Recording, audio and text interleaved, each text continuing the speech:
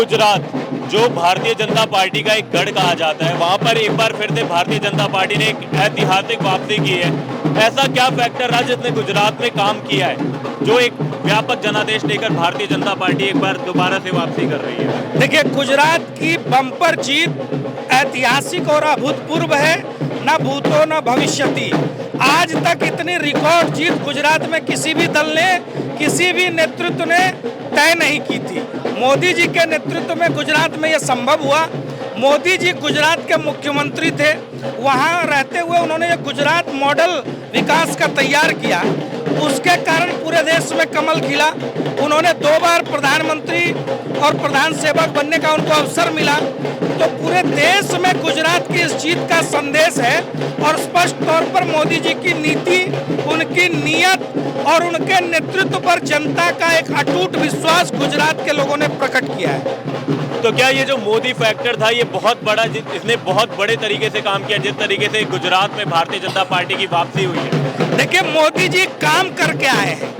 मोदी जी एक गरीब परिवार के चाय बेचने वाले लड़के थे, वहां से उन्होंने सामाजिक जीवन में अपनी मेहनत से इस प्रतिष्ठा को, इस मुकाम को हासिल किया है। दूसरी तरफ विरासत वाले लोग हैं जो 4 पीढ़ियों की विरासत को भी संभालने में नाकाम है। तो मोदी जी के काम पर लोगों को विश्वास है। मोदी जी ने काम से लोगों में ये विश्वास पैदा किया है। इसलिए पूरे भारत के चुनाव में, चाहे वो किसी भी राज्य का चुनाव हो, उसमें आज के दौर में एक बड़ा फैक्टर है मोदी फैक्टर। और मोदी जी का मैजिक गुजरात ही नहीं, आने वाले 2024 में पूरे देश में फिर से चलेगा। और हिमाचल प्रदेश में जिस तरीके की अभी स्थिति बनी हुई है, उसको लेकर आपका क्या कहना होगा कि जो अभी कांग्रेस थोड़ी सी बढ़त बनाए हुए है, क्या ये स्थिति थोड़ी सी चेंज होगी? देखिए, हिमाचल प्रदेश एक कम जनसंख्या वाला राज्य है और वहाँ पर जीत हार का अंतर बहुत ही कम संख्या का होता है। तो जब अंतिम परिणाम आएंगे तो आप निश्चित रूप से भाजपा को वहाँ भी सहूलियत के साथ सरकार बनाते हुए देखेंगे।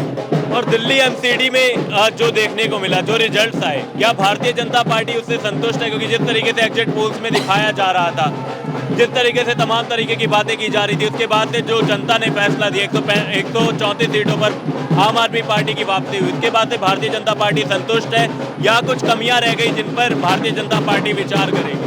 देखिए, पहली बात तो आज एक बड़े जश्न का दिन है। तो एक नगर निगम के चुनाव से इतने बड़े गुजरात के मैंडेट की तुलना नहीं हो सकती। ये बड़ा चुनाव है, बड़ा परिणाम है। लेकिन फिर भी अगर हम बात करें तो नगर निगम में लगातार 15 वर्षों तक रहने के बावजूद 100 से अधिक सीटें प्राप्त करना, 2% अपने पिछले चुनाव से बढ़कर मत लेना, ये भारतीय जनता पार्टी की एक प्रकार से नैतिक जीत है। हमें जो भी अवसर मिला है हम उसका सदुपयोग करेंगे।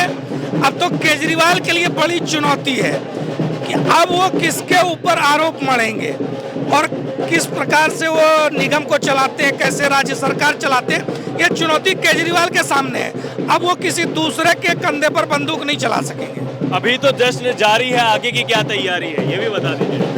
देखिए, पूरे भारत की जनता भी जश्न मनाने वाली है। जैसे जैसे संपूर्ण रूप से चुनाव अंतिम परिणाम आ जाएंगे तो आप देखेंगे पूरे देश में जश्न का माहौल है, क्योंकि मोदी जी ने सबका साथ, सबका विकास, सबका विश्वास और उसमें एक बात जोड़ी, सबके प्रयास की। तो ये सबके प्रयास का परिणाम है। जनता अपनी भागीदारी से खुश है। जनता को लग रहा है देश बनाने में उसकी भागीदारी हो रही है, उसकी हिस्सेदारी हो रही है।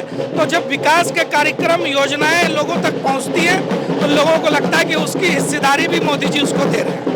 तो अभी जो जनता ने ये फैसला दिया, क्या इन चुनावों का आने वाले जो लोकसभा चुनाव है उन पर भी असर नजर आएगा?